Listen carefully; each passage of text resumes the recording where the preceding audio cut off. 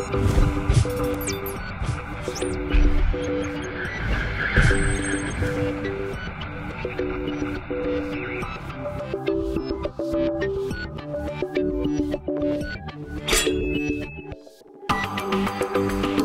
everyone, and welcome to Final Boss episode 60, your WoW endgame rating show. I knew I would mess up the intro. I've been gone for too long. BlizzCon was awesome. We're talking about BlizzCon 2014 today with AskMrRobot and IcyVeins. Holy for holies, is that what Coltrane says? I have no idea. He has too many catchphrases. But this is gonna be a fun episode today. Just a little bit of fun after everything launched and go over the Warlords launch, which I'm sure chat room will instantly call it Warlords of Qcraft. So sorry, but that's good. And we'll go into why that's good in just a minute. However, where is she? She's accompanied by her little friend. There's Anna. Anna. Hey everybody. Nice to see everyone today. Hope everyone had just as good a time at BlizzCon as I did. I came home with some loot. A little bit of loot. I have the matching sprite darter now to my Nether Fairy Dragon. So I have a matched pair. Very excited. Where's the other one? Where's the other one? The other one is he's elsewhere in my room. I may swap them out at the break, and then you'll be able to tell that there are both of them here. That's awesome. Yeah. Just super cool. I got with the you can see behind me. I got the little. Apparently he was actually not that rare. You can't see him, but there's the Deathwing, little pop vinyl. He's super awesome. I picked him up. That was a lot of fun. But you ready for this, Andy? Ready to talk about BlizzCon and stuff? Oh my goodness. Oh yeah, I'm definitely ready. I mean, after all of the time that we spent in LA, it's definitely good to sit down and just talk about the aftermath. Yeah. And we have some really great guests with us here today. We have Vlad from IcyVeins and Zoopercat from AskMrRobot here. Indeed. There's Vlad. Hello, sir. How are you doing? Hello. Fine, thank you. Are you good off the plane? Not jet lagged or anything, are you? You're all set? Oh yeah. It's been a few days, so I'm good now. Right. How long of a trip is it for you to get to BlizzCon, by the way? It's about 13 hours in flight in total. Only 13 hours? Only. Yeah, it's not so bad. Not so bad. All right. And then here is Zoopercat herself over there from AskMrRobot. Hello. Hello. You ready? Are you good? I'm ready. We're, a little jet lagged from our 45-minute flight from LA to San Francisco. I mean, it's been like a week, but I'm still feeling it. Okay. I hate you people. Wow. Plenty of my friends just flew down from San Francisco, and the complaining, I was just rolling my eyes. They were actually complaining. Yeah, they were actually they were legit funny. complaining. $80 flight. Wow. 45 minutes. I mean, I flew across from the East Coast, so it was Bay and I right. both came from the East Coast, so yeah. That's rough. Been fighting off a little bit of the con crud, a little bit. Mostly I blame it on the airplanes being stuck in that recirculated air for like 5 or 6 hours. And it's like 2% humidity to like make sure things don't combust. Mm. So that's the other reason you feel like crap. Yeah, my allergies were acting up all week, so anybody who saw me on BlizzCon weekend saw me with my glasses on, because I literally couldn't put my contacts in. That was the reason I was my glasses all weekend. I've actually had a couple of comments like, is Anna here? I gotta meet her. I gotta see if the eyes are real. It happened. Yeah, no, it happened. Yeah, it's a little easier to tell when my glasses are on. Right. But you saw my epic plane flight debacle. Please. Which was that I showed up at the airport at LAX my dad had bought the tickets for me because I paid him for his frequent flyer miles to save money. And I was like, okay, I need the Sunday night red eye. And I showed up at the airport Sunday night, 12:15 flight, go up to the counter at 11. And the girl's looking at me and she's like, these aren't the Sunday night flights. These are the Saturday night flights. Oh no. It was Sunday, 12:15 a.m. So it was the Saturday night red eye. I missed my flights by 24 hours. Oh no. And the American Airlines attendant at LAX was so awesome. She was a hero. She was a superhero and got me out on a 1 a.m. flight to Dallas. And she basically got me out that very same night. So it was actually a very good experience, but I felt very dumb. It was pretty stupid. I missed my flights by 24 hours. Oh no. I think people can relate and be okay with that because there's so much happening at the convention and everything like that. So I know, yeah. And then flying from over the pond, Vlad, like, does the whole crew with IcyVeins, because there was a bunch of you over there, do you all like coordinate together and like airplane pool? There were 3 of us who flew from Europe, and then a bunch of the other people that you might have seen there are just forum moderators and people who live in the U.S. So they had a shorter trip. Right, but we do coordinate, yeah, of course. Put it together as a whole like company outing, as it were. Yeah, something like that. Yeah, we certainly. I mean, it's it's not like a super well-oiled machine in that regard, but we all cooperated to be there together. That's fine. I think what this means, though, people have been asking for this for a long time, because 10 years of Warcraft, where are we going to get the BlizzCon EU convention? Huh? Yeah. Right. When are we? Yeah, exactly. When are we indeed? All right, Anna, kick it over to our guests. Who are these beautiful people? Yeah, well, we'd like to hear a little bit about you guys and about where you're from. All of our viewers should be familiar with both of your websites, but just in case they aren't, I'd love to hear a little bit from both of y'all about what it is you do on the internet, where it is that you represent, and why people should be interested in seeing the site that you work on, and what precisely you do at IcyVeins and at AskMrRobot. So, Vlad, let's go with you first. What is it that you do at IcyVeins, and why should people know you? Well, I run IcyVeins. I would say. I mean, He is IcyVeins. I am half of IcyVeins. I am 50% Okay. of IcyVeins, and Damien, who is not here, who is never here, is the other 50%. And you should know us because we write an absolute ton of class content, especially class guides, leveling guides now, Right. which are popular, I suppose, or relevant for the expansion. And then, raid guides, and a bunch of, quite a lot of other things. Most notably, I would say transmogrification stuff that people don't seem to be very much aware of exists on our See, website. those transmog guides are actually great. They're No, one of my favorite things on the site. I wanted to caveat that because I think out of anything, that is probably the most complete chunk of transmogging I've ever seen. Like there's so many different sets and all the different extra sets you can look for, and like everything is categorized, all the little screenshots and stuff. That's a lot of work. So that's awesome. It's a lot of work that I didn't do, that Damien did, but and I agree that it's awesome. Well, not very modest, I guess, but for some reason people just kind of miss it. Like they can be like an IcyVeins user for like a year, and they'd be like, "Oh, you have transmog? I didn't see that. I should look it up." Okay, but you should look it up. Yeah, so I guess we mostly like to, as you probably know, we mostly do written content. So you're unlikely to find this with video, stuff too much. But written content means you can just go back to it and keep rereading it. So. No, absolutely. I'm going to bring up IcyVeins right now as you can talk. Right here, you go to the main page that pops up here for World of Warcraft, of course. And you get your forums, you get your classes, you got every class and spec right here, as well as leveling up guides. Are all the guides completed for all the classes too right now for Warlords? Yes, I mean, I handle 7 of the classes, and those certainly are, and I think Damien's got all of them updated. Very nice. Or almost. Here's the transmog button as chat room catches up right now. Right here, armor sets and item models for every class. Right here on the corner, right there. Get it. Your garrisons, quests, events, raids. Look at all this. Look at these things. Continue, sir. I didn't mean to interrupt you. Keep going. No, that's it. But it's also, I suppose, worth mentioning that we, as you can see, if you're on the website, that we also have some Hearthstone and Diablo 3 content. Sure. Hearthstone especially is more complete than Diablo. Diablo is something that we've kind of recently started, so we're still putting it together. I'm just scrolling through the Shaman transmogs because that's the way I play, and that's the only thing that's important. And look, it keeps going. All these visual, custom, put together ones. All these look at it. I'm still going. All right, there we go. Yeah, I've done that before to fill out sets because I know that there's also like a weapon. There's a page that has all of the weapon models on it too, and I've done that before to just fill out a set and try to figure out what will look good with the different sets that I'm putting together.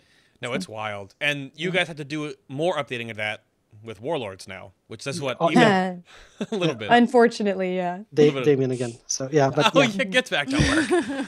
Yeah. Well, you guys do a whole lot of work with all of the class guides and stuff too. I remember the very first time that I saw y'all reaching out to different community people to make sure that those guides were really up to date and updated by experts, and that really impressed me. So IcyVeins is definitely the place to go for that kind of information.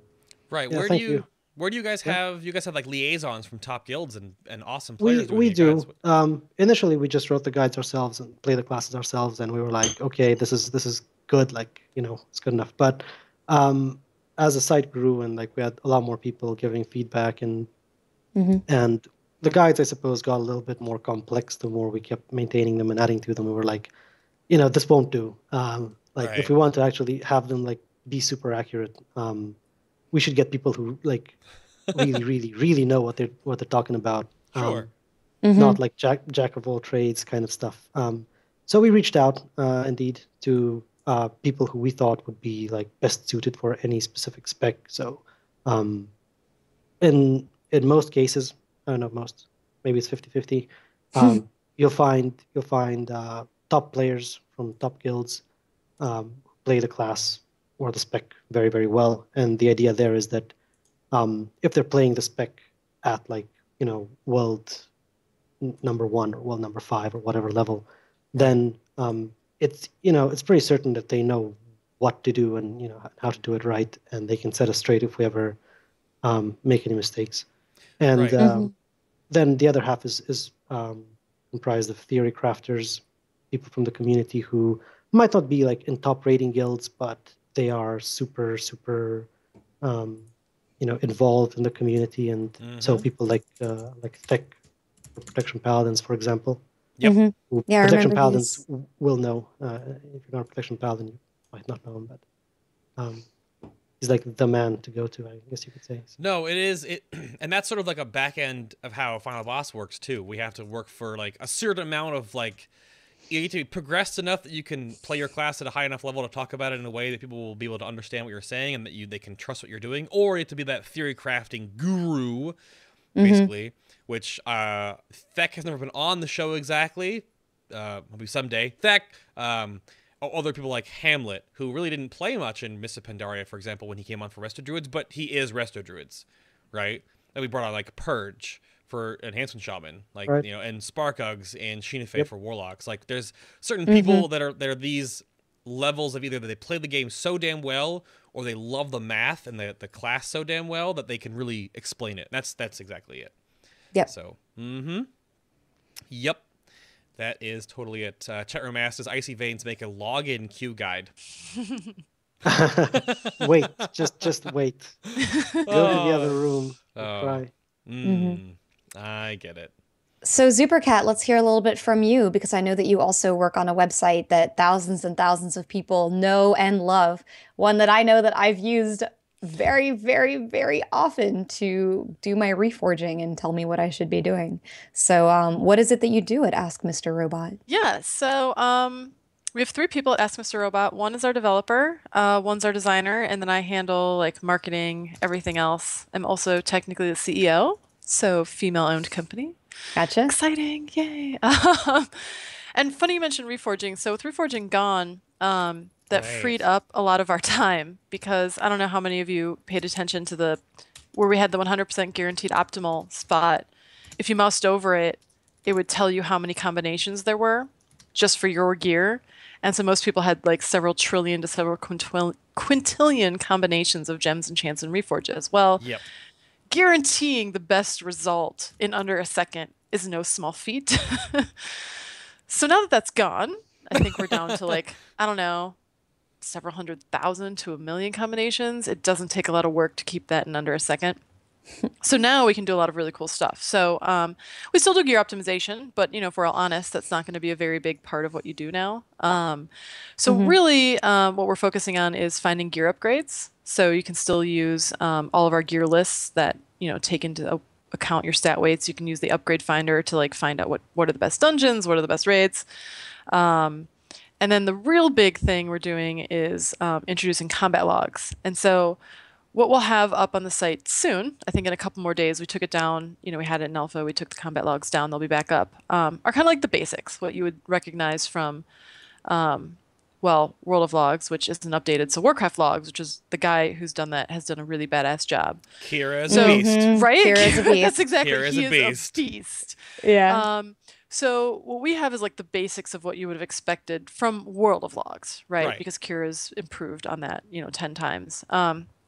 And then what we're doing is we're going in a different direction than Kira. So he's kind of going in like, you write like a query and kind of really get at some of the data. And then he's got those combat replays, which are badass.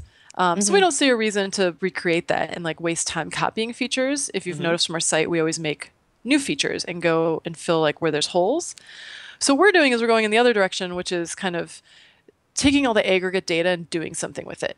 So, for example, you'll have, well, the characters isn't too hard of a stretch to figure out, right? It's like, well, of all of the warlocks in level 580 gear, here's where you place your 80th percentile. So you have 20% room for improvement. Or maybe you're in the 20th percentile and you're like, whoops, that boosted 90. I guess I need to do a little bit more learning on IcyVeins, right? Bit. Yeah, just a little bit. It happens. And so we're focusing on all the positives, but then, we're really trying to do, it'll take a little bit, hopefully within 2 to 3 weeks of rating because we need the data. Right. But, so we all know how this goes. You kill the first boss in 5 attempts, you die 5 times, and then you kill the second boss and you die 8 times, 10 times, something like that. And then you get to like that third boss and you're dying like 50 times. You think my team sucks. Need to guild hop, right? Yeah. Well, we're going to have data, and all of that data is going to tell us either, yes, everyone else wipes 50 or 60 times. Yeah. Or we're going to look at things like, there's a lot you can do with the best 5%, but there's a lot you can do with the worst 5%. So if we take the worst 5% of the kills, that's kind of setting the bar, right? It's like, this is the bare minimum item level people are sneaking through with, the bare minimum DPS, and we can tell you that data. So say on boss 2, the bare minimum item level is 615. On boss 3, it might take a huge jump to 630. And so then it'll be like, you know what, don't waste your time wiping on this boss. Farm gear, play in your garrisons, do everything you can to get those item levels and that DPS up, and then come back and try it again. So that's kind of the approach we're taking. We want to take all that data, pull it out of the logs, and bring it to your character page in just like a few simple pieces of information. Interesting. I joke that if we do our job right, nobody will ever look at a combat log. It'll all just be pulled out into the data, into like your character information for you. Right. So yeah, that's kind of our big new scope. Reforging freed up all of our time to do cool stuff. And like it's Definitely. arguably in the same way. I talked to Kira at BlizzCon about WarCraft logs, and there are Oh, some you things actually that caught him. Oh, I I'm so did. mad I didn't get to meet him. I caught him I at wanted to meet him. Gromosh. We talked for like half an hour. We were super excited. It was like right at the end during Metallica. We were like, "Oh my god, get to Gromosh, go!" And we talked for a little bit. Talked about too is that you guys are both doing separate things, right? You guys are both doing a little bit different things. Like you're not gonna have the replays. You're not gonna have the as in-depth combat logs as Warcraft logs goes. But that data you're finding out about, like, I guess the sample sizing and showing the pits and valleys of progression during the different. Obviously, you need the data. People need to submit this stuff to you guys to get this stuff. Yeah. I think is But neat good thing to it's easy to have- upload to both sites, right? Right, exactly. Right, of course. I think that's an interesting thing to have both of, because if people want to have the really in-depth, every breakdown, percentages of every spell you cast, every proc you want, Warcraft logs. Right. But if you want this progression like timeline, and if you want logs, but they don't break down everything for you, then you can go to AskMrRobot. Right. Because that's yeah, the we only both have two like that choices you basic. have. Exactly. And we've got the basic data too. Like we'll have the percent breakdown of spells. Basically anything you would have seen in World of Sure, Logs, sure. right? But like what he's doing, is like the hardcore queries. So like you could write a custom query to say every time I cast this and then this proct and this proct, you can get at that with his site, right? Right. And that's where we're going to draw the line. You can get at all the data, but you won't be writing queries on our site. We'll be doing the aggregate data and those kinds of reports instead. And, we could do what he's doing and he could do what we're doing, but like, Right. I mean, we're not real life friends, but, we talk and it's like, well, why waste our time? Right. I mean, there's enough space in the Warcraft fan site for everybody that, we've always kind of had this approach of like being friends with the community and like being cooperative instead of competitive. And, because why not? And his site's cool and he's a badass dude who spent a lot of time on it. Why rip off his features, right? So we actually talk every now and then, and it's actually cool that we both independently wanted to go in different directions. We didn't even have to plan it. So yeah, we're really excited for ours, and we're really excited to like see how his develops too. In that same vein that you guys have that sort of tandem, not partnership, but helping in that community way. IcyVeins sort of has the same sort of thing right now with Sentry Totem, which we talked about before on the show, and we've had interviews with, of course, where a Sentry Totem does and takes the next level, like with all the guides and write-ups and stuff that you guys do, Vlad. With Sentry Totem, you can go and put in your tickets, and you can talk to a top player, like directly through like a back end, through just emails or whatever on the website to get like really fine-tuning directly. But like for a more broad spectrum, you go to IcyVeins. But if you really want to get that one-on-one, Sentry Totem. Sure. So like there's a back and forth. You guys aren't competing with each other. You're sort of helping each other out. I don't actually. I mean, I'm not in contact with anyone from Sentry Totem. I don't know if Damien is. He usually handles these inter-site relations more than me, but we're certainly not. I would say we have very limited interaction, and I think that's right. I mean, that's perfectly fine. It's as Zuper said, there's a lot of space out there for everyone to do their own thing, and even in terms of something that might seem like it's very well defined, like class guides, there's a lot of different ways you can go. So absolutely, no, it is. I think there's plenty of room. I think there's no way to really have a monopoly on anything, because even like any avenue of this game's community, I think, is all just sort of spread out.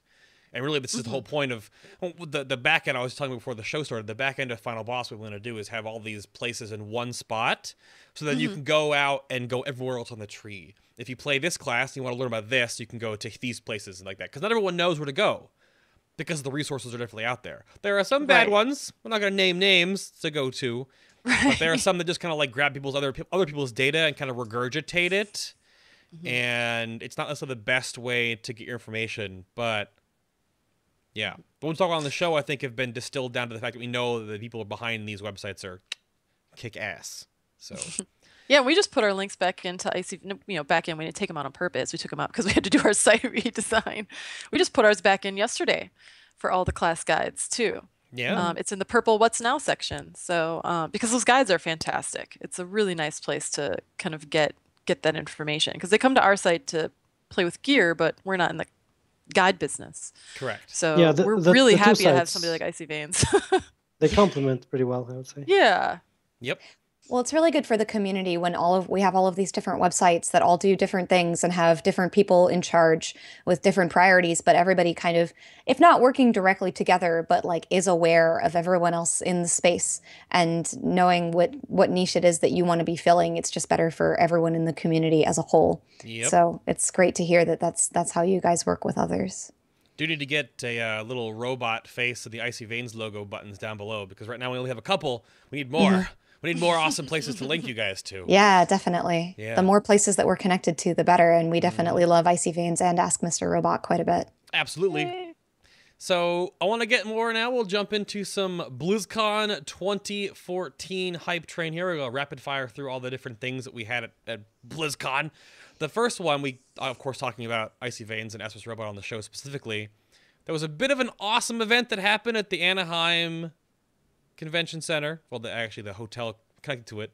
I heard about the whole floor, almost like a whole chunk of the floor. I think you might have heard about it. It was called the World of Podcast party, pre-event, event, panel, convention, mini convention, pretty much almost. That was the whole name right there. Oh my god, yeah, it's the whole name. All those things. So it was at the Anaheim Hilton, and it was a huge success, I would say. I was part of a crew setting up and whatever, and I walked into the rooms. I was getting my stuff ready to go and checking on things. And I walk out, and I'm like, all right, let me go back to the main. I got to do some more stuff before I come back to tonight. And the line wrapped around the floor. So that's nuts. I can't believe that. I know. I could not believe that either. So well, I mean, I could believe it because you guys are awesome. Like, you guys are absolutely fantastic. So in that retrospect, like I can believe that it was that popular. But it's great to see. Yeah. So talk to me a little bit about that real quick too, about how it was all organized and put together, Vlad, because you, IcyVeins and AMR were sort of like the big flagships, like the big groups putting everything together with you guys. So how did that work from you? Like, how did it all start? We actually didn't do very much. I would say.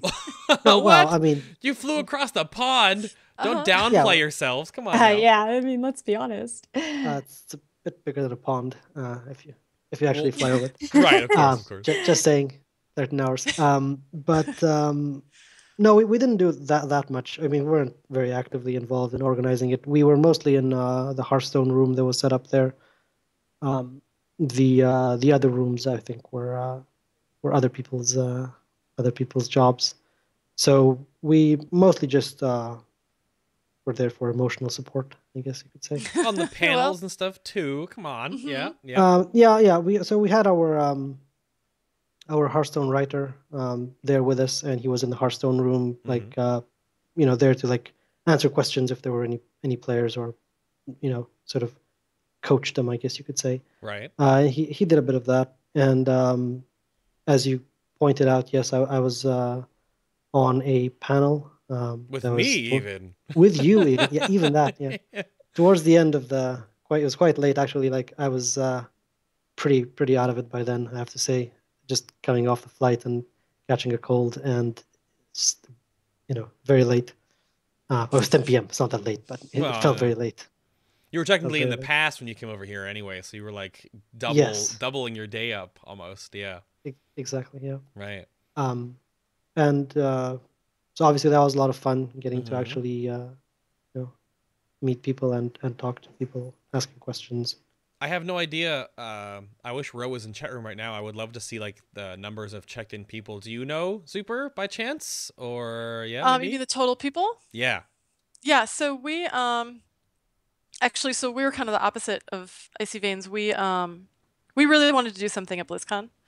We had a budget for it, and then I remember, because we didn't go to BlizzCon last year, and I remember hearing about the World of Podcast Party and thinking it was pretty cool because we really wanted to involve the community. And so instead, again, of making a competing party, because there's only so many days, right? We're like, well, if we make a competing party and we throw money at it, we're kind of jerks, because then we'll get half of the people, and then they'll get half the people, and then the community has to decide which one to go to, and that's just not cool. So I just contacted them and was like, hey, could we like Damien said in the chat room, ride along. We'll give you our budget so we can make this a bigger party. And then, since I do marketing and advertising, I'm like, hey, could I sit on the party planning committee? I won't be very loud. I'll just, have a few ideas. And so that's where the art exhibit came from. I was helping. Awesome. Yeah. I was like looking for some prizes. I'm like, I really want some fan art.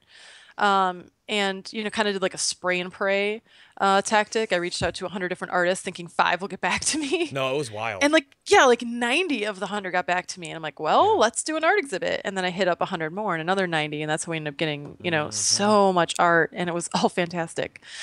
Anyway, so the numbers, I want to say it was around 3,500 ended up coming to the party. Wow. Yeah. Our estimates between 3,000 and 4,000. We're all thinking it was probably right somewhere in the middle. So we're really, really excited. It all turned out really great. No, that was super awesome. I wish I had my stuff's behind me, and actually I have the art that I got right down here on my third shelf of my bookcase that I was given. And I think it was for the first foray and what it looked like to be like a small little event in one ballroom when it first came on, compared to what it eventually... Oh, you grabbing the stuff? What do you got there? I've got something right next to me. Here we go. Okay. Oh, these are the ones I didn't get to bring because I didn't have room in the boxes, but they're this. I don't know if you recognize these. These are from the our website now. We commissioned an artist to make us some art. Ooh. For our backgrounds. Because these are full prints too. These are big pieces. They're not tiny. They're 12 by 17s. Yeah. Half of them were either 11 by 14 or 12 by 17. And then the other half were 8 by 10s. Right. And I learned I can probably print them bigger. They're supposed to be 300 DPI, but the internet says you can drop it down to 150 and still make it good. Man. But some of them were 150. It looked like some of them I could maybe drop down a little bit more, but I had a bunch of 4 by 6s. We decided not to hang up because they're just so small compared to the rest. Sure. But yeah, so next year we'll make it even bigger. Right.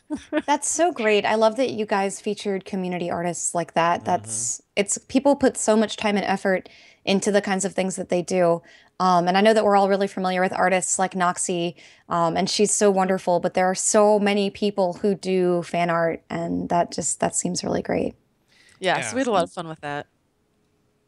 There were 4 rooms in total at this. There was the panel room, which seated 150 people in seats, and then there was obviously the standing area. There was then the fireside gathering room that had a whole bunch of tables set up for Hearthstone. There was the double boardroom side of the art room, or the mingling room, whatever, that had 3 of the whole walls, one of the giant double walls and one of the other walls, all covered in art. It was everywhere. And then, of course, the apparel and swag side that everyone was at. And then the final room was the photo booth. The photo booth, mingle. The bar was outside. Yeah, it became. I didn't get to go in the photo booth room. I wanted to take like some pictures of some people, and Yeah. well, you know, because I ended up being, you know, one of the party planners was like, "Oh, I'm worried we don't have enough staff," and I'm like, "What do you need staff for?" Right. I was wrong. Yeah. Now I know why we needed more staff. I mean, I didn't, you know, say don't get staff. She was just worried. I'm like, we'll be fine. It was. Yeah, next year we're gonna have like hordes of people. If anyone wants to volunteer, you know, you probably get a free T-shirt out of it. Hit us up. Yeah, you know, you say that, but I bet a bunch of our viewers would really be interested in that kind of thing. So we'll have to make sure to pump that to people next time before BlizzCon. Be staff, be crew, help out. Yeah. Right. I think what's gonna happen because this year I was sort of just like part of the content creation panel and like a guest. I think I'll be talking to Ro and the World of Podcast people a little bit beforehand about having Final Boss a little more involved next year. I think to help. One of my big run. pushes. Yeah. Oh, go ahead. I'll say I think for the live streaming side, I would love to set it up to be like a live streamed event that Final Boss would do the whole time. So the panel stuff would be like part of the show, part of the live stream. That would be my thoughts. I think. This year's BlizzCon, which we're about to get into now, was a lot more about everything else Blizzard, not much Warcraft. But next year will definitely be the Warcraft. I agree. BlizzCon, it'll be Warcraft heavy because there wasn't a lot to talk about on the panels, right? For Warcraft. Correct. Yeah, my big push because we still have to do our our debrief. You know, for the party, and we're all trying to like take a break, and then you know we'll start planning again. Is to really, you know, this year, was like the new start, and like Vlad had said, he wasn't very involved. You know, they were just like, we just you know rode the ride, but I know that they had some of the insight and kind of push behind Hearthstone. But what I really want to do is like, get the whole community, like not on a big party planning committee because you know that would get unwieldy, but kind of like maybe monthly meetings with like all the podcasters who are involved and everyone can throw out their ideas. Because like you said, you could live stream it. I know I'm trying personally to figure out like, you know, we liked the short panels, but then you also didn't have a structured Q&A for the people. You know, there was the Q&A with separate people and then the regular panels. You know, how do you do that so that people can still meet and greet with the, you know, the panelists after they're done? And so, and I'm sure, you know, people like you guys will have some way better insight than I will who've never run anything like that. So we're very excited for next year. Yeah. No, I think this is definitely a great test bed. So much was learned from this year. Yep. We had a few things to learn. Yeah. A little bit. I think next year will be even better, and it all gets better. Like, and these things this was Kickstarted and crowdfunded, and it went way over the amount they thought. Like you had added on like 6 or 7 extra tiers because you kept getting and breaking your barriers. The limit. Yep.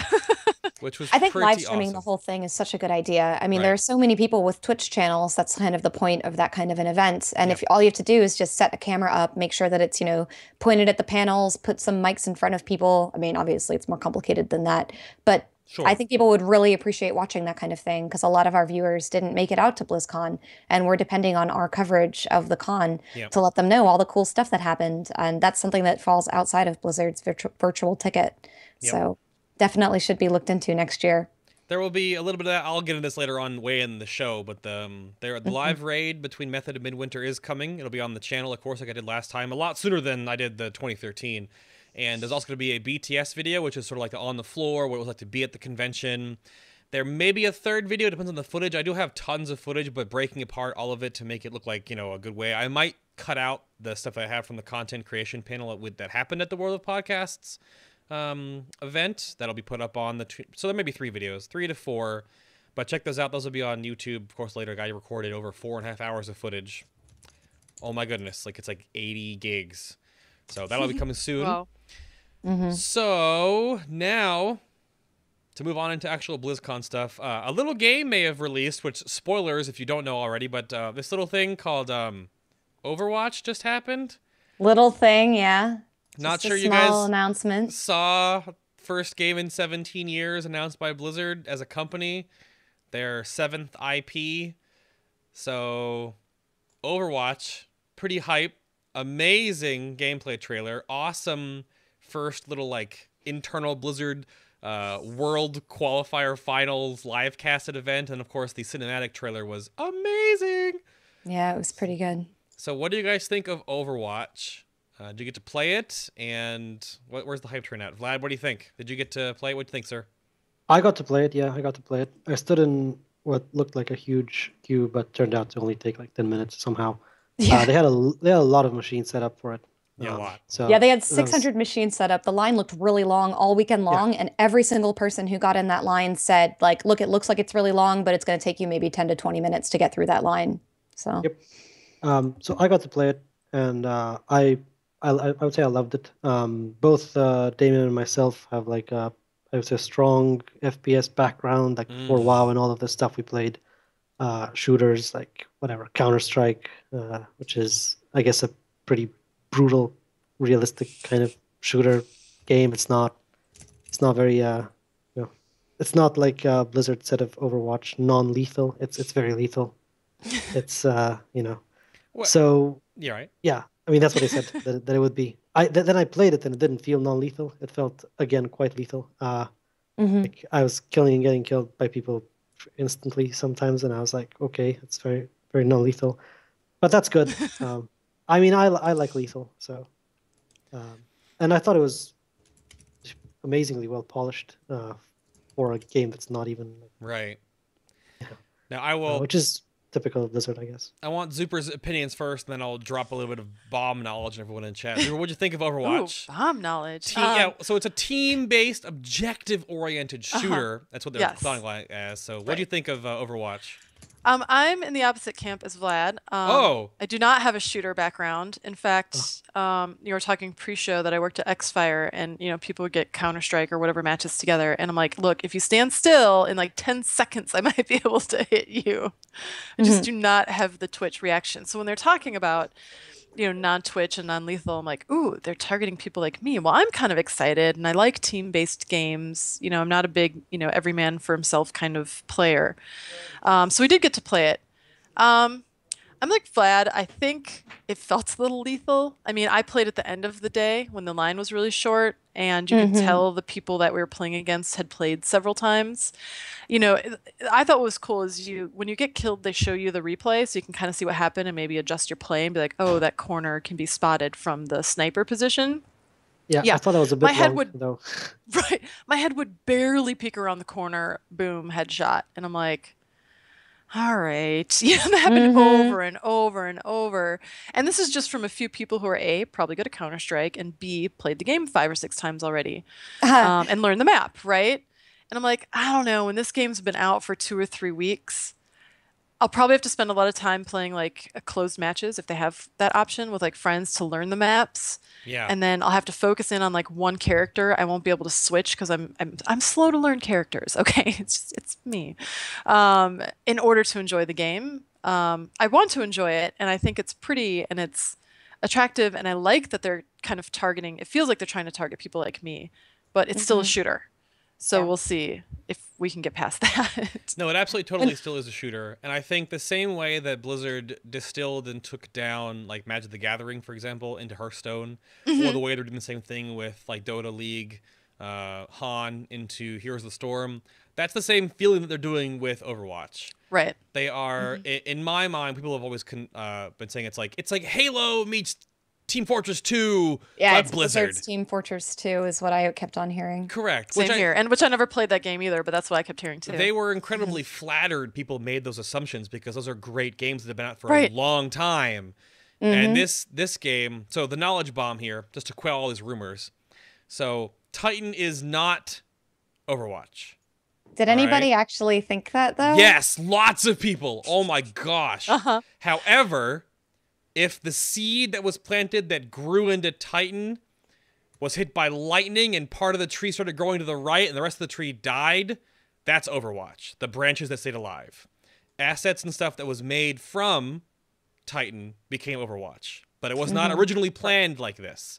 You know what I was really hoping? What? Just because I'm a marketing person, Right. I was really hoping Titan was this like 7-year fake distraction Right. to keep their real project secret. Well, Yeah, that would have been awesome. That would have been that would have awesome. been really cool. I From a agree marketing- 100%. from a marketing standpoint, that sort of happened because Titan was scrapped such a long time ago. But around the same time that Titan was like put to bed, Overwatch became a thing, but no one knew about it. Right. Like 44 people kept it under wraps for like a decade, like I or can't half a believe- decade. Like yeah. holy crap! Right. Yeah, Yeah. if you talk to any of the people who worked for Blizzard from the very bottom to the very top, the one thing that they all said about the announcement was, we can't believe that it was such a surprise and that it stayed Yep. secret. And that was a huge Yeah. success for them as a company, is that everybody involved like really, really wanted it to be a great surprise for the community.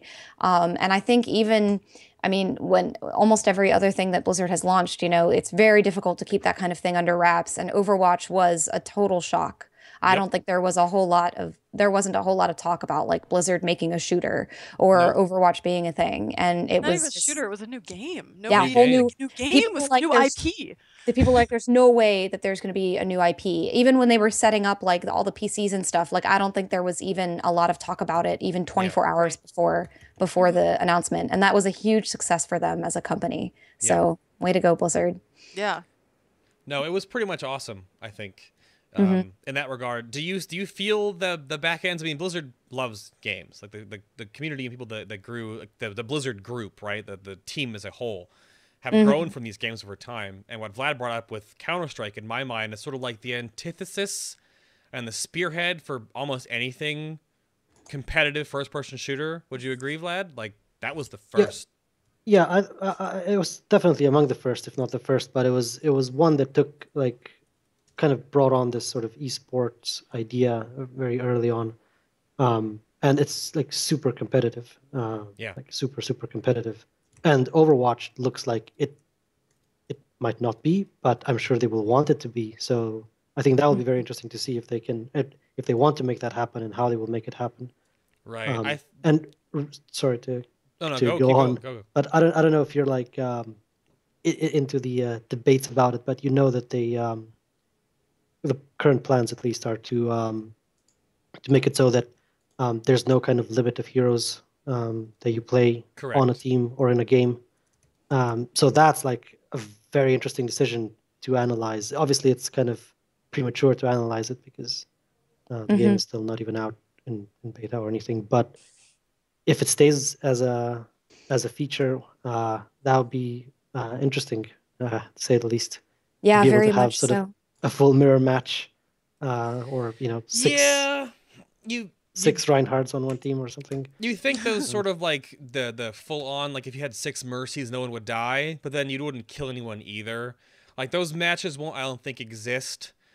It'll probably fun modes, but I think if they make a competitive scene, which every Blizzard game right now is an esport, technically. I mean, Heroes had Expedition esport matches, and the game's in alpha.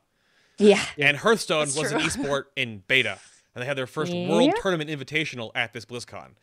So my big thing is if Overwatch goes console as well, there's no way it won't become an actual, at least a featured circuit esport for Blizzard, internally for their stuff. I don't know if it'll be like as big as, the Invitational or the LCS for League of Legends or Dota, but maybe. Who knows? The first-person shooter market is an interesting beast. And certainly esports in general are something that Blizzard is very familiar with. I mean, that maybe not in this particular type of game, but they know esports. So I wouldn't be surprised to see Overwatch go that direction either.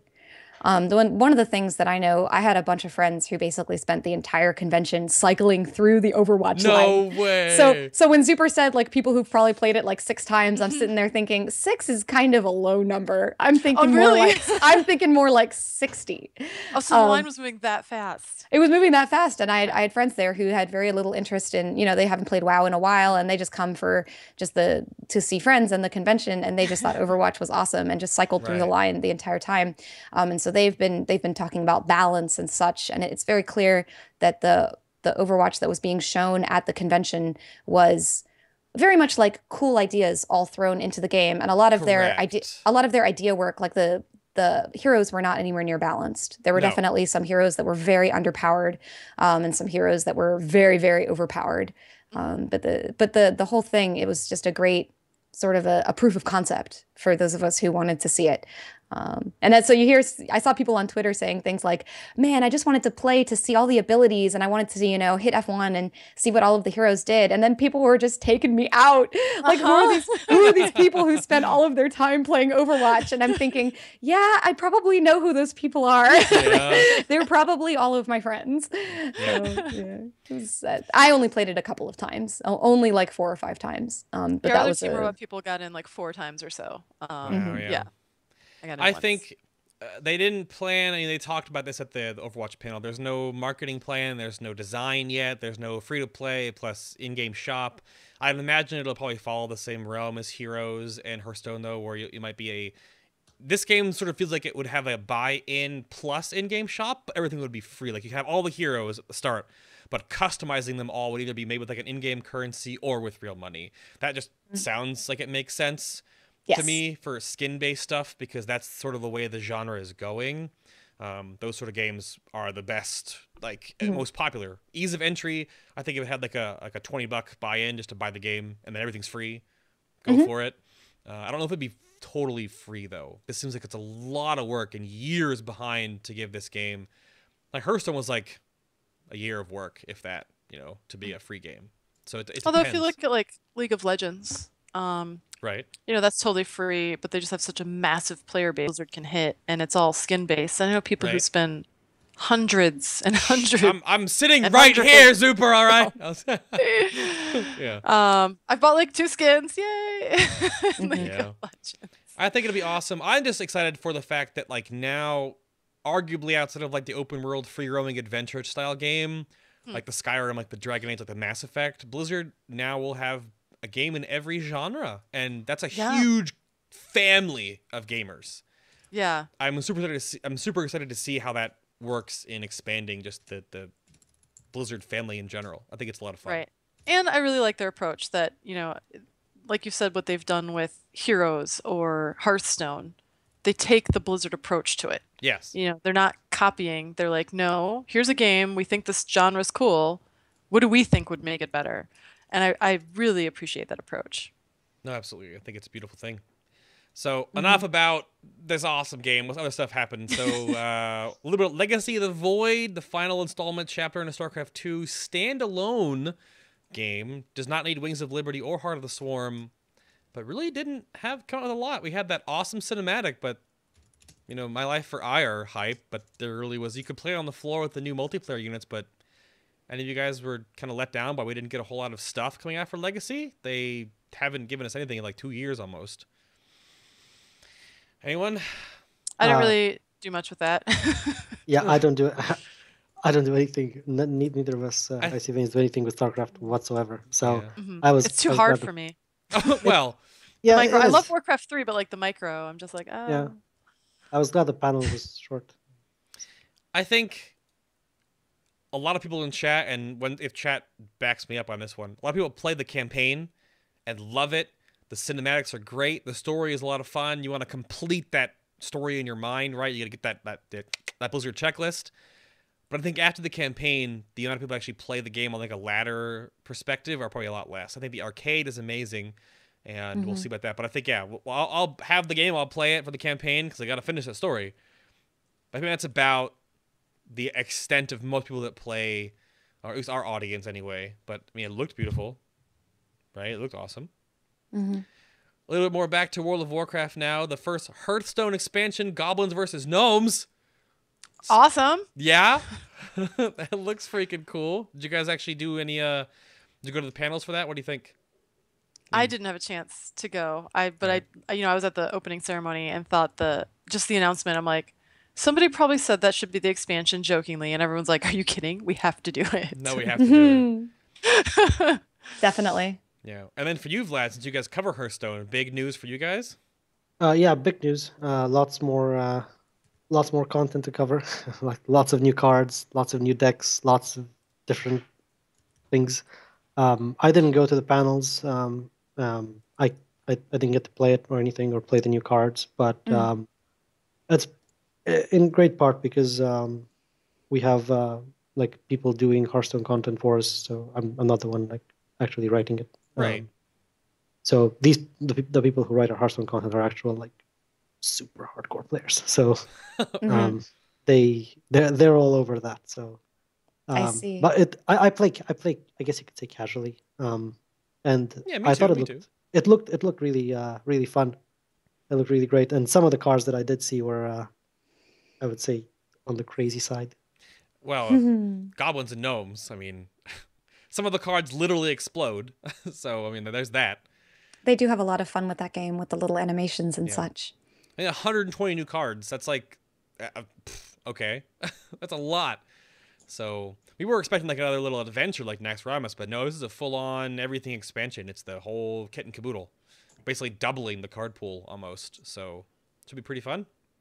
And it's very, very Warcraft oriented. And they also added that Android Hearthstone is next month, December, I believe. Thank goodness. I know a lot of people Yay! are waiting on that. Yeah. Put it Not on everybody is on iOS. Right, I'm on exactly. iOS, but I know a lot of people who are not on iOS. I have an so- iPad original and it won't run anything because Oh, of software no. updates. It's Oh, a paperweight. God. I was thinking at our World Podcast party, we had a Throwback Thursday box of stuff Mhm. from past BlizzCons that, we had goodies and never opened. And I'm like, hey, if we clean up the iPad, can we put it in there? Oh my gosh. I have one of those as well. That's a great idea. Throwback Thursday, just snap a photo. Seriously. Yep. Right. Before we get to the bit of a hype, before we move on to the break here, Diablo 3, no big announcements. Nope. I bumped into one of their community team, and seasons are their big new thing. I think Diablo 3 is they expect it and love the fact that it's a jump in, jump out sort of game. So seasons are their big new thing. So content patches are for Diablo 3 fans. They'll add in things periodically, but there's no big expansion plan right now, which I think is fine. I think where the game's at right now with Reaper of Souls, I believe that that's sort of how the game should have been launched, but obviously deadlines. So, and time and effort and people and team, and there's only so much you can do so fast. So, but still a fun game. Like I've jumped into it sometimes with friends. It's fun to kill stuff before, jump in. Do you guys play Diablo 3 on the down low maybe? We did when it launched, but haven't really had much time to play, Same. past. Yeah. That was It's too very bad because I similar, love actually. Diablo. Right. Yeah, Damien plays it more like plays it right now, I think. But I played it at launch mostly for the story, Of course. because I played Diablo 1 and Hellfire and Diablo 2 and all of that, and back a long time ago, and the story was super immersive. Cinematics, they were like so mind blowing at the time. Right. Mhm. So I played it mostly to continue that, That's sort of Nostalgia. that's sort of how I think StarCraft and Diablo sort of work with players. From our main player base of World of Warcraft player, I think both of those games are like escapes, and then you come back to WoW, right? Like that. Those are jump in, jump outs, right? You go in the campaign, you do the stuff like that. You jump in the arcade now and then. You go kill some, legions of hell and stuff like that for a little while, and you test out the new adventure stuff and whatever, and then you come back. Like that's the whole point. There are other things to pick up now and then. But I think the new stuff for Diablo looks fun if you're a Diablo 3 fan. I know I had friends that actually stopped playing Mists for a long time because Siege of Orgrimmar for a year.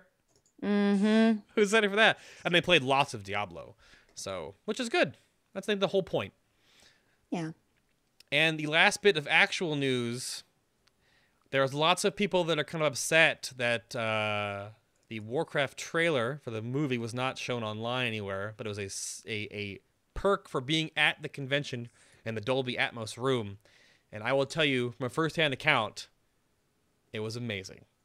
Yeah, that is kind of a bummer because they've definitely pumped the virtual ticket as being something that you can get the entire convention experience out of, and that especially because a lot of people can't travel there, and there's such a limited quantity of tickets available for the Right. actual convention that is kind of a bummer that they decided not to release it online to at least those people. Like I understand not releasing it to everyone, but it should have been available, I think, for virtual ticket holders, in my opinion. The footage they showed was very much work in progress, unfinished stuff, and Legendary is not going to release that to the public. I think we'll get a real trailer here soon, early 2015, like an actual 30-second trailer. The full Warcraft movie cinematic trailer, like movie trailer, will probably come at BlizzCon next year. Yeah, Like I a agree. 2.5 minute trailer. So, but people were always really concerned about how the movie was going to be perceived, and I will from a film student, a film nerd, and a lover of anything cinema, I totally trust in Man-Made Moon. Duncan Jones is going to kill it. It looked awesome. Nice. Well, I you think- are I the missed expert. it. Yeah, I thought it was also going to be on the virtual ticket, so you know, because we had to leave on Saturday. So I thought, oh, I'll just go home and be able to watch it. Even though I did want to have a chance to catch it because I'm excited for just the Dolby Atmos right. system, and that's probably one of the earlier films that's going to make use of it because it's so new.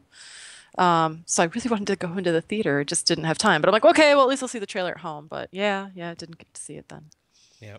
Vlad, did you get to see the trailer in the Atmos room? Yeah, I got to see it only once. The queue was there. The queue was pretty bad. Right. I don't know how long you guys waited, but we waited for a very long time. I loved it. I wouldn't say it was really a trailer though. It's more like No. yeah, you know. It's a So people who teaser. didn't see like it, a proof of concept people who kind of didn't thing. see it, you didn't miss out on a massively finished trailer. So don't worry about that.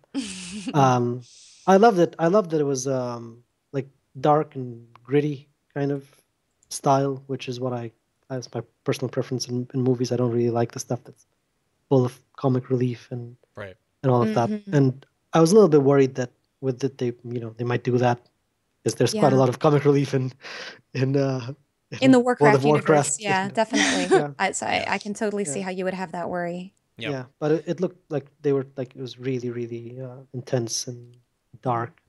I And I love think that. I think in the same sort of way when the Avengers was created, the movie, which was like combining all these different heroes, there was a huge amount of like pressure, right, to make it work. And I think now in that post-Avengers, post-Lord of the Rings, Star Wars, Star Trek world, for our IP to break out into film, That's huge. is a big deal. And I think the stuff they showed, especially the Duratan shot, the finished Duratan shot, finished. Duncan said it was finished. I think it looks amazing. The amount of work going into by ILM, Industrial Light and Magic, to combat these other huge franchises, I am ready to say that, depending on how critics tear it apart, because it's a video game movie. I think we can stand against the Planet of the Apes, the Star Wars, Star Trek, the Lord of the Rings movies. It looked phenomenal. The fact that they're building sets and then compositing extra stuff is a huge plus for me, because once you make everything blue or green screen, it looks so sterile and just flat and ugly and gross. Yeah, I'm pointing definitely. fingers at a certain franchise here, but I'm not gonna. Yeah. So, did you get to see it though, Anna? Did you get up there? Did you get to see the like he said, the line was really long, so I Right, just yeah, of decided to skip it. And I also thought that I would have time to see it later. But if I didn't miss much, I didn't miss much, and I'm sure that there's somewhere on the internet where it will be at some point. So not too concerned. No, I think we'll get a real teaser sometime early next year, and then the real trailer next year at BlizzCon.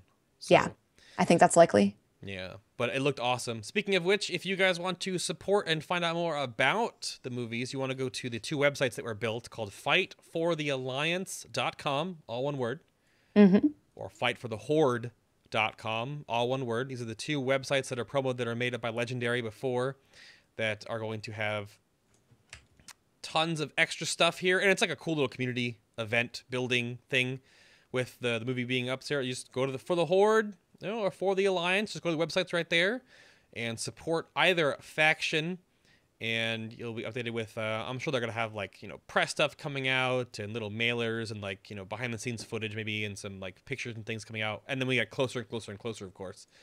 But this is where you can start getting involved right now. Fightforthealliance.com or fightforthehorde.com. Get in there. It's super, super awesome. I was blown away, I think. Just the emotion on Duratan's face when he said one line of dialogue. And the players, like Duncan Jones plays the game. And they prove this if you guys watch the panel on the virtual ticket, or you found out Rob Kaczynski is playing, oh my goodness, Doomhammer, Orgrim Doomhammer, has over 500 hours in World of Warcraft. So he was rattling off on the movie panel about all those different achievements and things and totally nerding out, and it was awesome. And if he's one of the lead characters, they're doing it justice, all right? Players are acting in the movie. Players are producing the movie. Players are directing and writing the movie, because it's a huge phenomenon, and they can't do it wrong because they're literally ingrained in this story. So don't worry about it. I know people were always freaking out about, it's going to be terrible and So it looks awesome, though. But Anything else about BlizzCon you guys want to talk about before I move on? BlizzCon, anything? No, I got nothing. Yeah, it was a lot of fun. Absolutely. Yeah, it was just a whole lot of fun. A little bit of fun. It was a great, I just think, despite the fact that there wasn't a whole lot of WoW coverage, I just thought it was a really fun convention in terms of just the way that people interacted with each other. I especially just want to give a shout out to the CMs, who probably are way too busy to be watching our show. But they've done a whole lot to pull the community together in the last year or two. And a lot of the events that the CMs put together, just the way that they sort of solidified how they were doing the community corner and getting different devs there. I know I just randomly saw a couple of completely random devs at the community corner, like Jonathan LeCraft and Kismet, the Helen Chang, I think is her name, and they were just kind of hanging out there. And I know Chad Nervig, Celestalon, spent some time there too.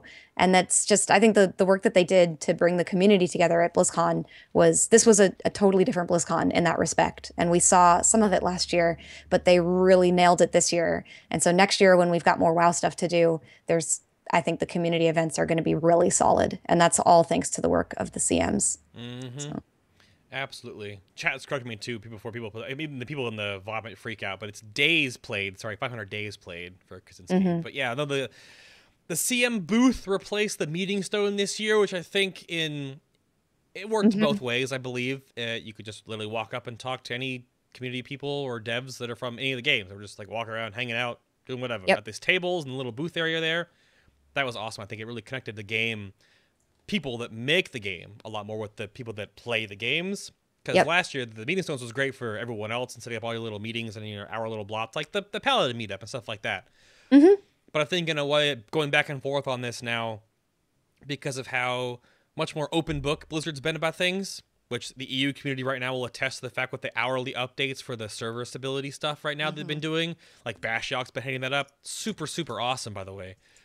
I think that's a great move for Blizzard as a company overall. It helps a lot. Really connects the huge family we have here with everybody. And, just from being on our side, and Vlad might see this too, we've tried to support a couple other games just because we thought it would be fun. So we tried to support Star Wars The Old Republic when it came out. We played for a month.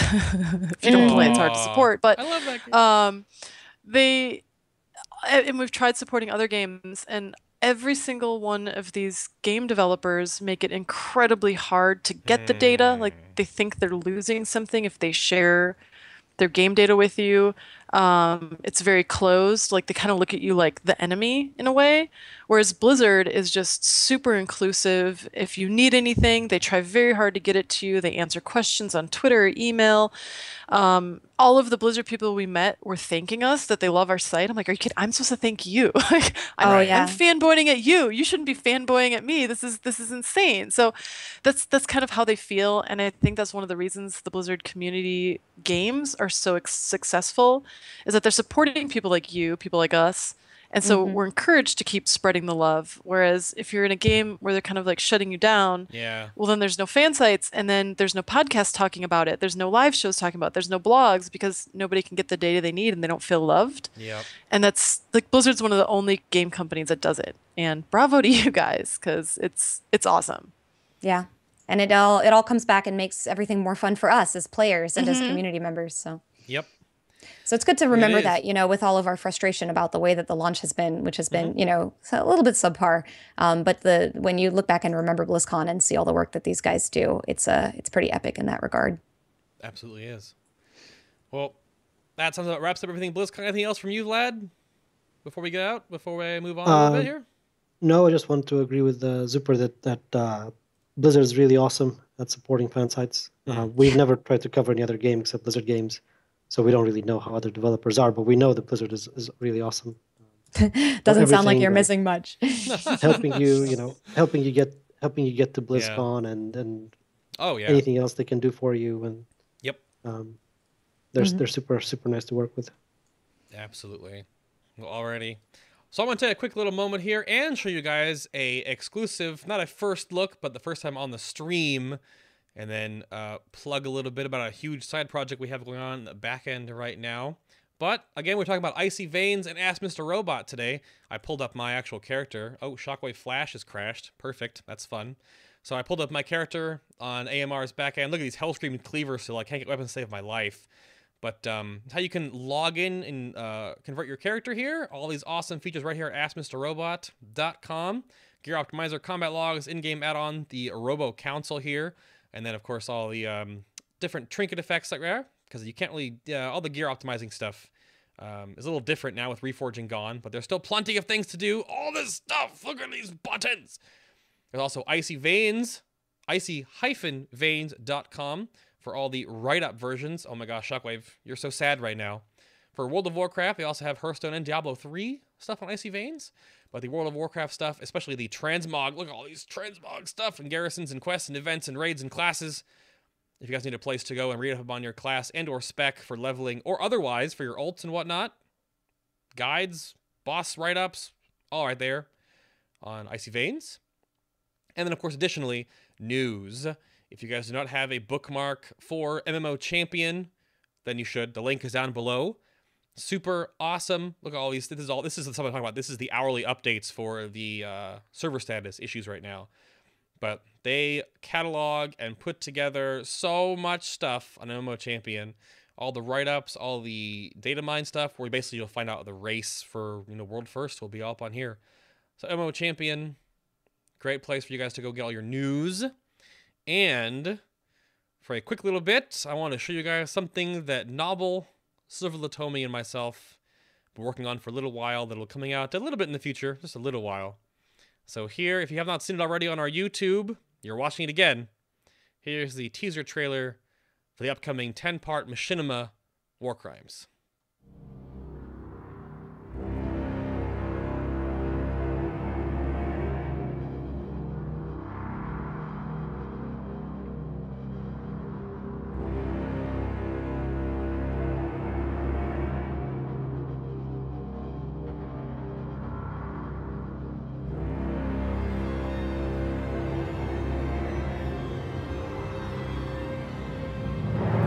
Have you ever wanted to rewrite history? To go back, fix mistakes, do it better?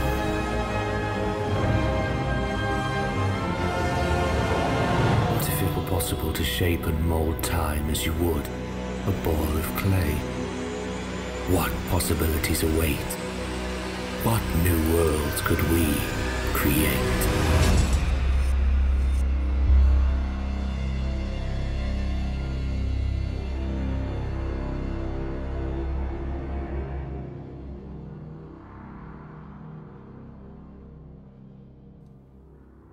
So that is your first-hand look here at the War Crimes Machinima project that Novel, Silverlatomi, and I are putting together from the book.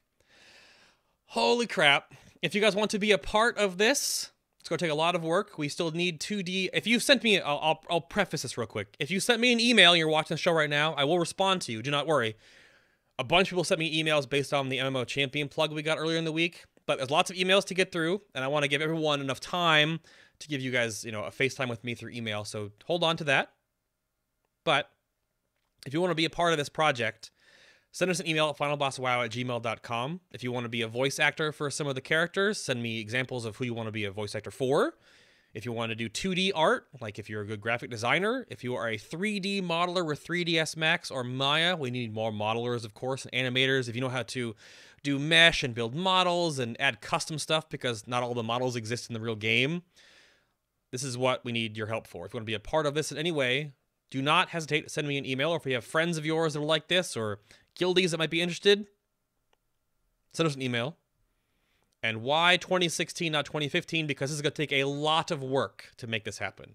Each episode will be between 10 and 12 minutes long or so, a little shorter than I originally anticipated because of just how the overall scope is going to be. And it'll be Machinima with the new models, and we're trying to go as close to what Taron Gregory and his team are doing right now for the in-game rendered cinematics, which if you've seen the Battle of Shatrath, the battle between Thrall and Garrosh, like those, the battle between Taron Jew and Garrosh, which went before Siege of Orgrimmar, the end of Siege of Orgrimmar in-game after you defeat Garrosh in Siege, that kind of style for every episode. So a lot of work, that's why it's going to take so long. If you guys want to help us out, send me an email. Enough about me talking about stuff. Let's talk about Warlords of Draenor, or Warlords of Q, or whatever they're calling it right now. So, Warlords of QQ. yeah, Yep. Q and QQ, yeah. I know so much. I mean, I had no problem logging in. How was your guys' experience with launch? Anna, Super, Vlad, how are you guys doing? Vlad, I guess we'll go with Vlad first since he's across the pond right now. Yeah, Sir, there you go. How was your launch? It was really bad. It was abysmal, and that's so sad because I really I would say like the game. I played on the beta, so I do like it, but I want to like it, and I just don't get to play it. Yeah. I don't know if it's just an EU thing that's worse than the US, or if it's just my realm. I play on Shadow Song EU, which is has never really been a very sort of big realm or anything like that, but we've had like 2,000, 3,000 player login queues, and Garrison just doesn't work. I have I'm in my Garrison, and so are 500 other people except the NPCs I need to turn the quest into, and this stuff. So I actually have like a level 95 and a level 92, and I'm going back and forth between them to where I can get the quests. Oh no! Quest givers Because I to bet show they keep up. getting stuck in stuff. Yeah. Aw. So I hope other people have it better. But I like it otherwise. It's great. Everything else besides that is great. Yeah. I mean, that's the advice that people are giving to those who are asking, like, well, should I come back for Warlords of Draenor? And it's like, well, when you can play the game, it's likely to be really awesome, but it's very difficult to actually play the game right now. So give it some time. But before we're all doom and gloom here, that is actually really good for the game. That means it's incredibly... What happened? Yeah, one of the devs tweeted, well, the good news is that a lot of people want to play WoW. Right. It's really good for the game in some ways. Exactly. Zuper, what about you? Launch experience? We actually had a good experience. I think we're one of the few people. Our server's called Good. Ross. I have no idea. We'll get a login queue of like 500 occasionally. But we work from home, so we're able to like log in the afternoon and stuff. So we, did all the work on our site, Wednesday night, and then we decided we were taking Thursday off to actually play, and then hit back at it. So we got in, right away that night. We got to play a little bit. We got stuck at that garrison where you have to do the site, like look through the sighting thing, because that was bugged. So went to sleep, and then the next day I was like running around and like was trying to get back into the garrison, and I was rubber banding. Like I'd go so far and then it would like warp me back, and I'd go forward again, warp me back. And I was laughing. I'm like, this is a hilarious bug. And I, showed our developer Yellow 5, and he was laughing too. And then he's like, let me do it. And then he runs it, and well, we're stuck. It was basically like the instancing for the garrisons was getting messed up. So it was kind of like that whole garrison area of things that was getting messed up. But if you ran in like the other direction away from the garrison, you would slowly rubber band like an inch forward each time. Oh, no. So we eventually got out and could keep questing. But yeah, I mean, okay, there are a couple problems, but with this many people, right, things happen. And just be nice. I mean, I'm sure most of it's okay, but now except for the queues, but at least be nice to the devs. They're working hard. They're all working through the entire weekends and stuff. And be nice. I mean, you can tell them when there's problems. Just be like, hey, excited to play. They're people too. Right? So I believe it was Lore that said they had obviously anticipated huge server loads and lots of people playing the game, but their estimates were actually not near what actually happened. So there must be a ton of like new people or something, because Blizzard's not dumb. I'm sure, based on past expansions, they had a really good estimate, right? Yes. And the So, last two expansion launches were actually quite smooth. I was having this discussion with some people who were saying like every expansion launch has been like this, every MMO launch is like this. Why do you expect anything different? And I was sitting there saying like, yes, of course we expected something different, because if you actually played MOP, that was a very smooth launch. And if you actually played Cataclysm, I remember that Cata was very unstable for a couple hours after launch at 3. I remember being very irritated for a few hours, and then after those hours had passed, the only problem was just that the quests were very linear. There were not these massive stability issues and just bugginess with very central technology to the game. I mean, I'm not sure I have a lot of sympathy for them because they were getting heavily DDoS'd. If you were watching some track that stuff, they were getting attacked so badly. But some of the design problems with the game were not affected by this DDoS stuff. There were bugs that were reported heavily on beta that were never fixed. The garrison stuff that's really unacceptable. And the fact that they were like surprised by how many people were in a zone, and that they only phased the very first zone. Like I think they phased Tan and Jungle, but then you got dumped into the next zone with everybody on the server is questionable. And the archaic queue technology, which we all discovered once everybody started getting queues, when you get kicked out of the queue, there's no like saving of being in the queue. You just get kicked out to the back. And that's just like, it's like 10, I mean, it really shows the age of the game. It's 10-year-old technology. So. Yes and no. I have no idea how server stuff works in the back end. I have no idea how that stuff is built up. I know that like the garrisons, for example, are on separate servers. So when you actually walk in and out of garrisons, you're on different servers. So that's a big thing. And that's the garrison system overall is almost its own damn game. Right. And I think people like sort of underestimate the fact that like, oh, it's just in the game. It's just part of it. No, like that, the amount of work that went into that and the amount of architecture behind it is in a whole other game. They could cut that out of World of Warcraft and have its own game. That's its own thing. And that's pushed in and melded with everything else. And that was a huge, oh my God moment. Because the people that wanted to play from the Tanan Jungle to Garrison experience was more than they had anticipated by probably tens of thousands, if not more. There's somebody in the chat room who mentioned what I had been thinking as well. So remember how the Mists of Pandaria beta was huge, and then they had too mentioned, large. Right. Yeah. And then I mentioned like either last BlizzCon or I don't know, something like that. They were saying, well, we want Warlords to be smaller because there were problems with having too big of a player base, for the beta. There's other issues, right? You fix one problem, you want like better feedback. I don't know what problem they're trying to fix. You fix one problem, you create another. And I feel like they probably didn't get the load testing. And I wonder if that's why Mists of Pandaria launch had been so much smoother, is they had that load testing down. I agree 100%. That's a really good point. I'm sure they learned.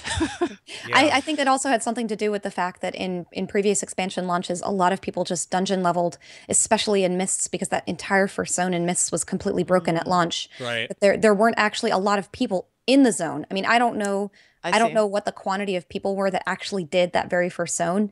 But the fact that in Warlords, you didn't have that option really because you had to get to the garrison to do all the garrison stuff. And then a lot of the bugginess was in the garrison. Right. Like that's the real problem right there, is that they funneled everyone into the buggiest part of the launch. And you keep going back to the garrison to play with all of your stuff. Yeah. So, exactly. Right. So then that just made the load even worse.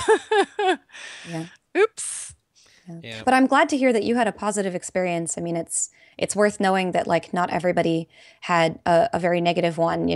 Everybody thinks that the launch sucked for absolutely everyone, when in reality, everybody has a different experience depending on where they're playing.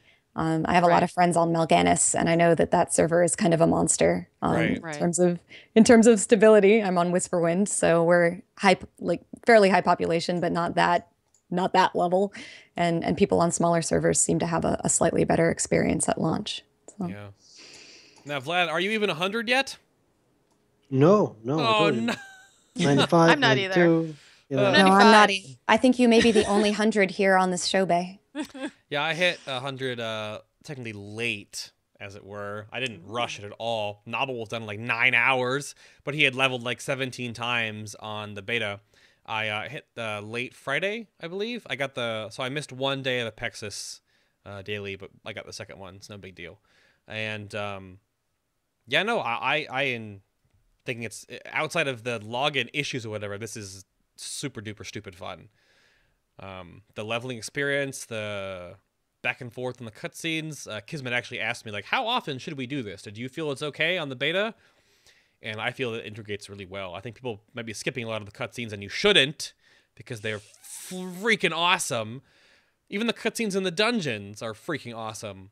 So having a lot of fun. Giant timeless isle. I didn't get to do any dungeons yet, though. I got 95, but like the people we're leveling with, some dungeons. people are 98, some are 92, so we haven't done dungeons yet. Ah. Yeah. Did you do dungeons while you were leveling, Bay? I did a couple, but dungeons are, if you're not rested, not good XP because there aren't like Okay. there aren't dungeon quests. There's a couple of dungeon quests you get from if you make an inn in your garrison, you'll get dungeon quests from followers or potential or whatever. Then there's also some you'll get in zones, a couple, but they're really less experience than just leveling. They want people to just play the game, just level, be in the world, and do stuff. I hate that. They should at least make it correct. I mean, they should at least make it worthwhile the first time through. That's just I did that's notice so not annoying getting to any me. quests. Yeah, Yep. that is strange. Ugh, that's just I feel like for those of us who enjoy group PvE content, like come on, jeez. So I mean, yes and no. Again, there are some quests and stuff like that. I think a lot of it comes down to they didn't want the mop 6-hour dungeon grind. Like I did. yeah, there's a medium between those though, and the Right. medium is that you make them worthwhile the first time through. You just don't want people to farm them, and you don't want people to ignore them. There's a way to get between that. Yeah. It's not an either or. They've definitely gone back and forth on that between expansions, and I think there's depending on what you want to do right now, because you can spend a lot of time in your garrison, like a lot of time in your garrison, a lot, and it slows down your leveling, but I think there are things you can do outside of it. Obviously, with the way that the world is meant to be leveled, finding the Draenor treasures, a lot of them actually give you rested XP or give you XP bonuses or give you huge chunks of experience. And the bonus objectives are a huge part of leveling. They just want you in the world because A, it looks awesome. It's like probably the prettiest architecture we've found in any expansion yet. So just the upgrades, everything, the VU changes, how the world works, how smooth the game is now if you're not lagging. So they really want you in the world to quest. So Yeah, it's reasonable, but I still feel like there could have been a medium that's not what we saw here. yeah. Just me. I mean, I haven't even played all that much. My biggest problem with the expansion launch was not the stability, but the timing. I think it's total bullshit that it launched the week, like 4 days, basically 3 days after I had gotten home from BlizzCon. And it's like, why are you're launching this like after your 20,000 most excited fans have traveled, some of them very long ways to see you? Like I have so much time off of work that I wanted to use for this game, and I don't know how many people can take time off of work and then come back for 2 days and then take more time off of work after that. I was talking to my boss like, there's no way that I'm going to be gone tomorrow and the next day. I'm just going to be here, and then I'll take days off of work next week instead and just pretend the launch was then. So Yep. I mean, the timing just pissed me off. No, they didn't. Obviously, they didn't. It was a rock and hard place. I understand that. There's no way they could have picked anything else, because then anytime they moved it back, they interfere with Christmas more. So the pink elephant for them that everyone wanted to agree with it. Blizzard actually wanted this game to come out in like February, but Of next year? no. Oh. Of No, this year. Of this year. yeah, Oh, okay. it was meant to come out much earlier. Yeah, February of this year. Oh, wow. Okay. Oh, yeah. The big thing people don't understand behind the scenes is that the file system, the VUs, the garrison, the upgrades to the back end of the game, I think were in some ways more than everything else in the game was developed. People think this is a game has no content, or it's so small. That's not even true. This is the largest undertaking for World of Warcraft in the history of the game, period. And that is irrefutable. Like, you can't argue that. Now, you might not see all the things that went into the game, but it is there. It is huge, massive undertaking. So I would rather have it launched later and be awesome than launched earlier and be meh. But yeah, launching And there was right a lot after, of back end. Of course. Because they had to do all of make sure it works on all the computers. They updated the file. The whole file system is updated. Yep. That's not easy. Nope. Right. And the plus side is that they're opening raids so late that like it's really not a big deal to start later. Like I'm not that put out about it. I wish that I could prep a little bit faster, but there's so much time before raids launch. I was putting our first raid week on my calendar, that it's, as long as you're not like totally adamant about playing on the days of release, it's there's definitely enough time to get prepared. So that's kind of the silver lining there. The raid schedule I think they nailed it with regard to when things are opening. Yeah. Vlad, you've been quiet for a little while, man. What do you think? I agree that the timing of the launch was pretty dire. Yeah. We had to fly back, pass out, wake up, and then okay, we have to update 34 specs. A little bit at work, yeah. It was. I really wish it could have been like at least a week later or something like that. That would have made a big difference. But then thankfully the raids aren't out right now, so Mm-hmm. uh, there was a bit of a breather there too, because we also write the raid content, so we had to do all of it. We just would Do have all of it. died. Yeah. No, obviously, and everyone who met at the community team at the convention did not want this to happen. I'm sure no one wanted this to happen to go from BlizzCon to launch of the game, but they sort Oh of yeah, had definitely. to.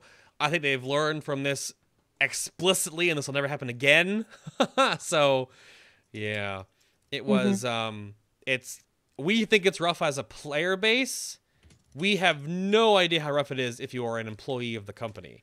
They had to have a terrible 2 weeks. They're still having it right now.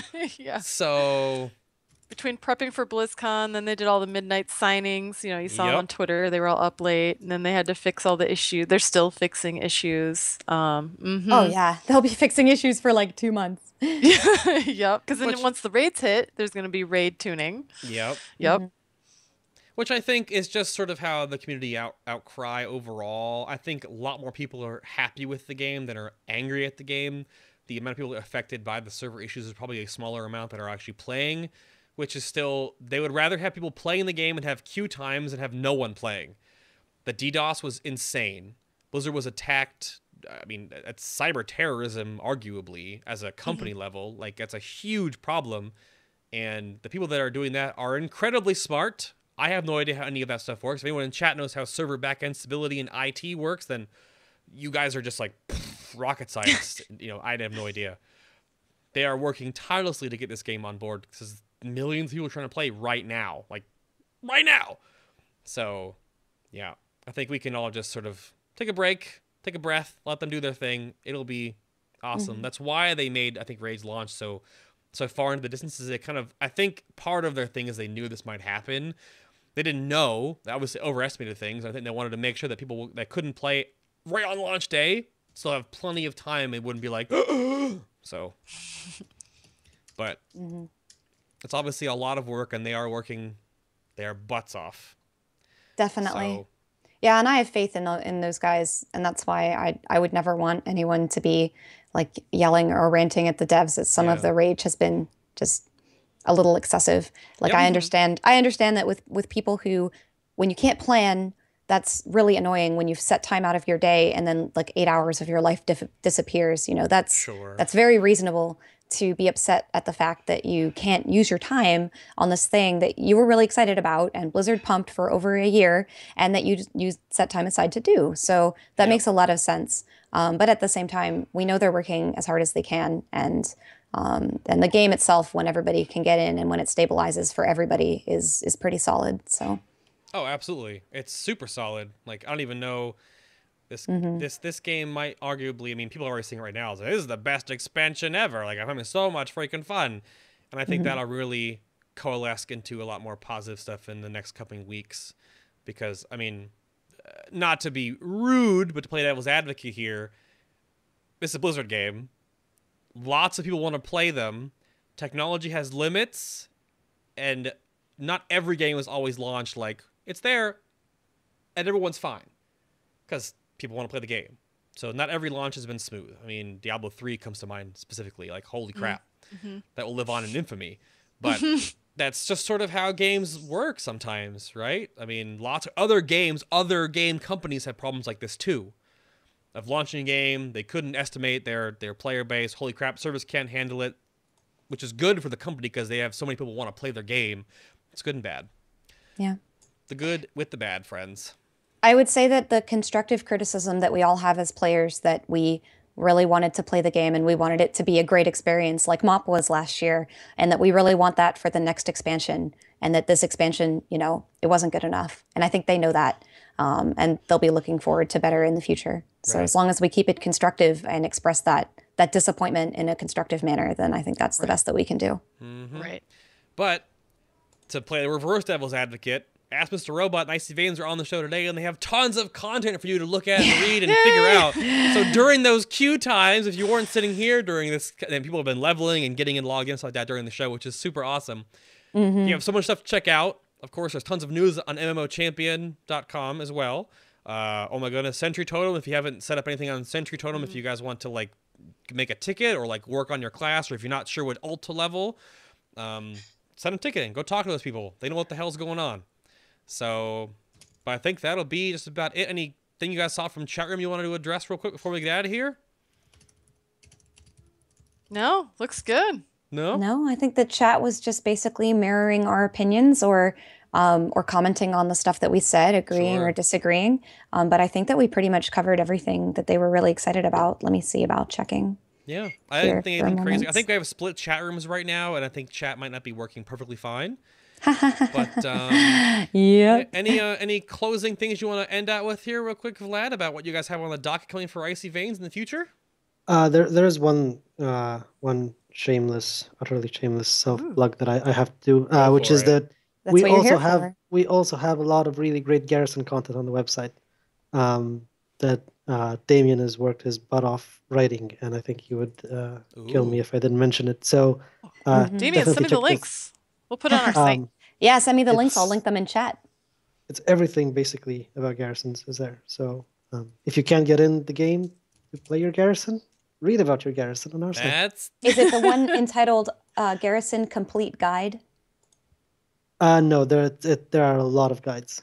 There are a lot of guides. Okay, I see. Like oh my gosh, cool. I just moused over Garrison, and it like all of the options cover my entire screen. You guys definitely have a lot of Garrison content here. Yeah. Yep. Wow.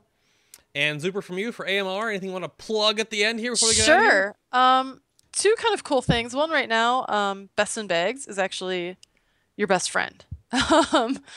You know, I use it all the time myself. So what happens, you know, you're leveling, you get all this gear, and then you're starting to say, okay, is it finally better than my epic, you know, mythic, heroic, whatever rating gear? Best in Bags looks at all the items you have and says, here's the answer. Here's what you should equip. It does all the math for you. So that's super handy. And everyone's free trials were reset with the patch. Ooh. So if you haven't used it yet, everyone gets to use it free for a week. So you can at least get, you know, your initial set. If you like it, great. It's $12 a year. And if you don't, well, that's what free trials are for. No credit card is ever asked for in the free trial, because we all know those kinds of companies are just trying to be shady and hoping you forget, and we don't operate that way. So it's $12 a year? A year. Yeah. I mean, I think that I like being able to donate a couple dollars to add-on authors who write add-ons that I've used for like 5 years, or websites like that I've used for that amount of time. That seems like a pretty good deal to me, especially if you use Ask Mr. Robot a whole lot and it's helped you out a bunch. So. I've given away a whole bunch of premium codes. Do you have any more for me to Zooper? I'll give them out later. We can give some away today, for sure. Yeah, we could. I actually didn't lay with that. If you guys stick around after the end of the show here a little bit, which I'm going to hit the music right now. It's music time. Where's the button? There it is. We have some giveaways to do at the end of the show, so stick around after we run some advertisements. There's no actual after show today, but we'll do some giveaways and stuff at the end here, and a little bit of announcement talkie time. So thank you all for tuning in today. Hope you guys had a great one. A lot of fun. And of course, we do all this stuff on the show, and giveaways and things and what's nots. But around the table again, we had Vlad from IcyVeins. Half of IcyVeins, apparently, right, Vlad? That's what you said? 50%. 50%. Yeah. Thank you for being on the show, sir. It was a pleasure. It's a pleasure being here, so thank you for inviting me. Keep on keeping on. I hope you didn't embarrass Damien too much. He's sitting in chat. I think that he's here. He's a presence as well. He's monitoring me. Oh, he's watching you. Yeah. I see how it goes. That's pretty good. Zoopercat from Ask Mr. Robot right there. Bloop. Thank you for being on the show. It was a pleasure. Thanks for having me. It's been fun to be on your guys' show, especially hang out with Vlad. You know, since I didn't get to really meet at BlizzCon, I got to hang out on the show. The voice of IcyVeins, as it were. It's like a celebrity. Memorable from all those videos. Absolutely. Again, it's AskMrRobot.com and icy/-veins.com for both their websites. Go check them out on the interwebs. And there's Anna, of course. You can follow Anna on the Twitter at AnnaFeel. Yep, at AnnaFeel. Yes, here with I have 2 dragons. I have the Sprite Darter, and I have another fairy dragon. So now armed with 2 plushy friends. Absolutely. I have nothing awesome behind me except like Pikachu and stuff and Deathwing right there. But it's all my nerd wall, exactly. Thank you all very much for watching. Next week and the week after, so November 23rd and November 30th, I have plans for episodes 61 and 62 to be the live raid for BlizzCon, and then the BTS from BlizzCon, so 2 prepackaged videos going up on YouTube. They're going to take me a lot of time to put together. Live raid a little less than the actual one, but check out for those on YouTube. There are no shows planned specifically. I may put on some like live Q&A with past guests while I'm like playing the game, like a live stream sort of event thing. But just have the stream followed, and we'll see you there and stop on the stream when we're doing stuff like that. The next show we have planned, December 7th, before Mythic unlocks. The thumbs up is like 80%, 85% up. But Are I'm we pretty announcing sure, it now? You want to? Is it okay? I think it's okay. I think we should announce it now. Who's coming on the show December 7th, Anna? December 7th, we have Ian Hazakostas and Chad Nervig. Big show. That's Watcher and Celestialon for you guys who follow them on Twitter. Blizzard developers will be definitely pumping them for lots of information. After having played for a couple of weeks there, we'll have plenty of questions. You guys can submit all the questions to Ask a Boss that you want us to be asking them. And you know we won't pull any punches. We always have these guys on the show and we ask them all of the things that y'all want to hear. So it'll be a great show. I am really excited for it. And I think it's perfect that we have them on like after we've played for a little while, and especially after we've had a week of normal and heroic raids open. Yeah. I'm tuning in for that. There's a lot of things we want to get from you guys. If you have, I want to say real questions, like the hard questions or whatever, email us. The link is right down below. It's called Ask a Boss. It's an email forum link. You can send us questions. Preface it by saying it's the Watcher and Celestialon interview, right? Send us a question because you guys help build the show. We're going to have obviously a roadmap going through, you know, what we want to talk about, but there's also these questions we want to bring up that are like the rough ones from the community or something like that. Because there have been other interviews, right? And people always like, well, they haven't asked the real question. So if you don't have a real question, send it in. Obviously, if it's something ridiculous, we can't ask it on the show. But we'll see if we can your question sucks, we're not going to pick it. We'll put it that way. Well, right. Sorry. That's true. We'll probably, I mean, we may or may not mention the launch, but like everybody in chat is like, oh, grill them about the launch. Like, really, who wants to watch an hour of that? Sorry. We're going to talk about the interesting stuff like design decisions and raid content and encounters and stuff like that. Arguably, we're not going to talk about the launch of the game. But we know what's happening. We know it's a big thing. Oh, and backup music, okay. We can just I'll record an hour-long video of me complaining about the launch, and you guys can just watch that, and that can be your launch complaint. But we have lots of great, we'll ask them lots of really great questions. It'll be fun. Absolutely. So send us questions right now. There's so many of you watching. Tell your friends, tell your guildies if you have questions from your guild. Send it to us, all of you guys. Help us out, make this show awesome. Again, it's December 7th. We look forward to seeing you on the live stream, on the YouTube comments. We have so much stuff on the YouTube. If you haven't watched On My Own yet, you should go probably watch that. In the Shit No Music video parody on our YouTube. We will see you all next week-ish. I'll see you on the stream tomorrow, whatever. We'll see you guys on the Twitters, and good luck with everything in your garrisons and the queue time and stuff like that. We will see you all later. I would say trust in the coin, but I have no idea what it's called now. I have no idea. It's something. Have fun in Warlords. Trust in the garrison resources. Trust in the garrison resources. I like it. Vlad Zooper was awesome. You guys have a good one, and we'll see you next time. Bye-bye. Bye-bye.